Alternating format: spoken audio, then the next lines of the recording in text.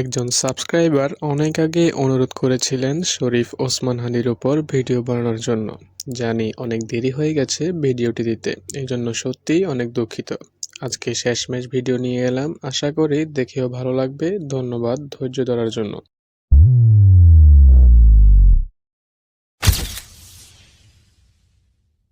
শরীফ ওসমান হাদি ছিলেন বাংলাদেশের সাম্প্রতিক সময়ে সবচেয়ে আলোচিত একটি রাজনৈতিক নেতা, শিক্ষার্থী ও যুবনেতা, যিনি গণতান্ত্রিক আন্দোলনের মুখোমুখি প্রতিকূলতার বিরুদ্ধেও সংগ্রাম করেছেন। তিনি ৩০ জুন ১৯৯৩ সালে ঝালকাঠির নলছিটি উপজেলায় জন্মগ্রহণ করেন।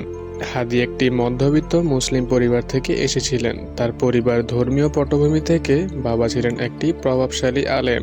ছোটবেলায় থেকেই সমাজ ও রাজনীতিতে আগ্রহ ছিল তার। ছাত্র জীবনে তিনি রাজনৈতিক আন্দোলন ও গণ আন্দোলনের সক্রিয় ভূমিকা নিয়েছিলেন। হাদি ইনকিলাব মঞ্চ নামে একটি রাজনৈতিক আন্দোলন সহ প্রতিষ্ঠাতা ও মুখপাত্র ছিলেন। এটি বাংলাদেশের ২০২৪ সালের গণতান্ত্রিক সার্বভৌমত্বের আন্দোলনে কেন্দ্রীয় ভূমিকা পালন করেছিল। তিনি তরুণ জনগোষ্ঠীর মধ্যে ব্যাপক সমর্থন পেয়েছিলেন এবং আন্দোলনের একটি প্রতীকে পরিণত হয়েছিলেন। চলমান রাজনীতিতে তিনি ভারত নির্ভর নীতির বিরোধিতা ও দেশের স্বতন্ত্র রাজনৈতিক স্বার্থের পক্ষে তীব্র বক্তব্য রেখেছেন। হাদি ভবিষ্যতের জাতীয় নির্বাচনে ঢাকা ৮ আসনের সংসদ পদপ্রার্থী হিসেবে ক্যাম্পেইন চালাচ্ছিলেন, যাতে তিনি তার রাজনৈতিক আদর্শকে নির্বাচনের মঞ্চে দাঁড় করাতে চাইছিলেন। হাদি যখন ঢাকার বিজয়নগর এলাকায় নির্বাচনী প্রচারে ছিলেন, একদল বন্দুকধারী মোটরসাইকেল থেকে গুলি চালায় এবং তাকে মাথায় গুলিবদ্ধ করে। তাকে প্রথমে ঢাকা মেডিকেল কলেজ হাসপাতালে নেওয়া হয়, পরে অবস্থার গুরুতর বলে সিঙ্গাপুরে চিকিৎসার জন্য পাঠানো হয়। সিঙ্গাপুরের একটি হাসপাতালে দীর্ঘ ৬ দিনের সংগ্রামের পর শরীফ ওসমান হাদি গুরুতর আহত অবস্থায় মারা যান। তার মৃত্যু সংবাদ ঘোষণার সাথে সাথে বাংলাদেশে ব্যাপক আন্দোলন ও হতাশা সৃষ্টি হয়।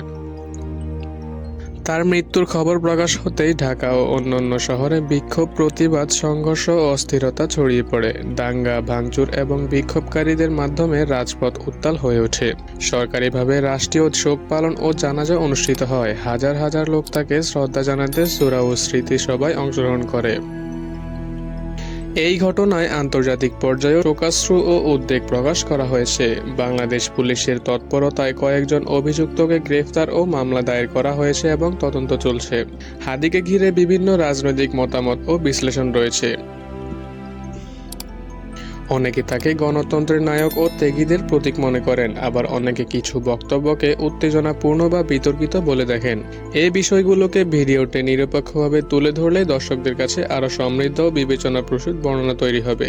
শরীফ ওসমান হাদি শুধুমাত্র একজন রাজনীতিক নন, তিনি ছিলেন একটি জেনারেশনের প্রতীক, যারা পরিবর্তন বাস্তবায়িত গণ আন্দোলনের ও স্বতন্ত্র সিদ্ধান্তের পক্ষে লড়াই করেছিলেন।